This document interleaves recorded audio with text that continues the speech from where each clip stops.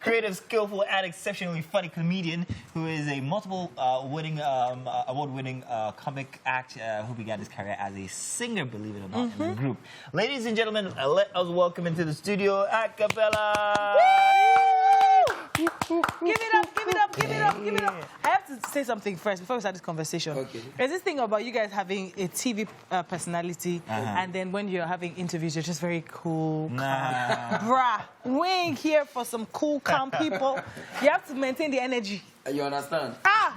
Get it. I like a t-shirt, comedy, not be joke. Exactly. It's not a joke. Some serious business. How rich has it made you? Straight to it. I like to just get I to wish you. I worked before, so I would have known, you know. I'm not very good with maths. I can't calculate. But I'm sure you can calculate your money. Okay, but it's done me so very well. You know, starting from nothing. It's not like almost nothing. Starting from nothing. You know, for me, I'm not one of those comedians who say I said I was always funny or comedy was from birth. I dabbled into comedy. I was doing music. Yeah, okay. You were, Right, exactly. yeah, so I dabbled into comedy and he started bringing some Money. So it wasn't passion. Oh, Now it was just make I try am. Yes. I didn't have no passion for comedy. I was just a natural funny guy who didn't want to do comedy. Stand-up comedy at the time was not something that people see it as a frivolous thing. Nobody takes you seriously. Yeah. At the time, we used to watch people like late Mohammed Danjuma, Ali Baba, OK Bakassi, Besot, Tara Jr. at the time. But they were also actors. Yeah. Right? For you to make money out of it, you have to also do TV. Yeah. You know, so at the time, I was just doing comedy. It was fluke.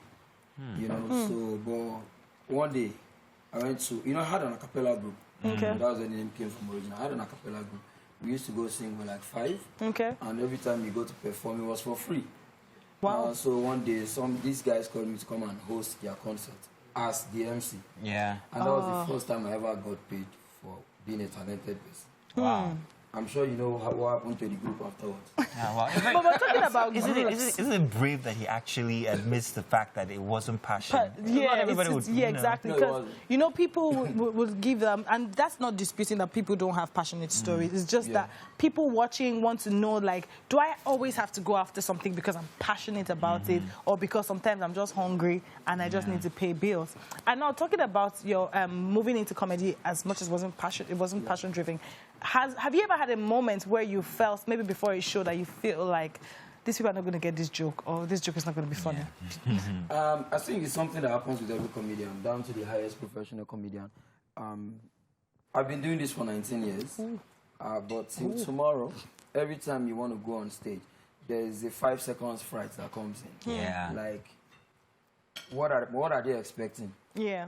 And that's why every time I'm built to perform in a show, I like to be there on time. Okay. You probably don't see me. I'm probably backstage. I want to feel the energy of the audience. I want to know what direction they like to go. Yeah. What was the previous comedian saying? Which direction are they? But what if leaning you're towards? opening the show? Okay, so when I'm opening the show, and I coined something for myself when I came into the industry. Okay. It's called the one-liner. I didn't start it, Okay. but I made it a thing in Nigerian comedy industry. Okay. The one-liners where you're not actually telling a joke. You are just throwing a single line. punch, punch, punch. You know, it's just punch, punch, So you punch. get to feel the reaction. And where are they going? I try something with women. I try something with politics. I try something with music. I try something. The one that gauge gives exactly me the the highest pulse. attention, I That's dwell that region. That's very interesting. Your jokes, how do you handle, or have you ever had a backlash from someone who did not appreciate the intensity of your joke? Oh yeah, it's something that comes With the telling the joke. But when I started doing comedy, for me it's a business, right? And just like every other business, I'm very articulate about it, right? I want to make money. I want the, you know, when you're making a product, it makes no sense until the consumer is willing to buy, is willing to pay for it. You know, so I do jokes sometimes, and then some people get offended. It's inevitable. The joke is always on someone. Yes, it is. That's inevitable because it's reality.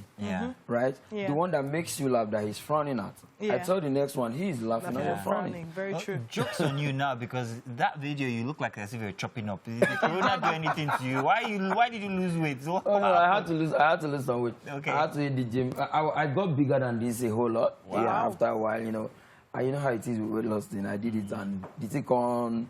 I think you move about 10 years from my age. Everybody It's says you true. look like a boy. Actually, That you look like a dad on there, and you have like a baby boy vibe. And that was like 6-7 years ago. Imagine. true. Now, there's something about comedy and Nigerian comedy. We like to just stand and tell a joke. You know, some of the veterans just simply stand and tell.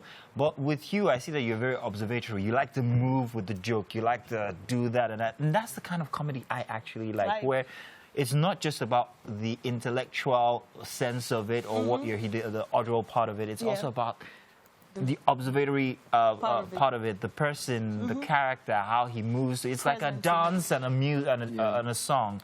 You know, so that's what I think you do.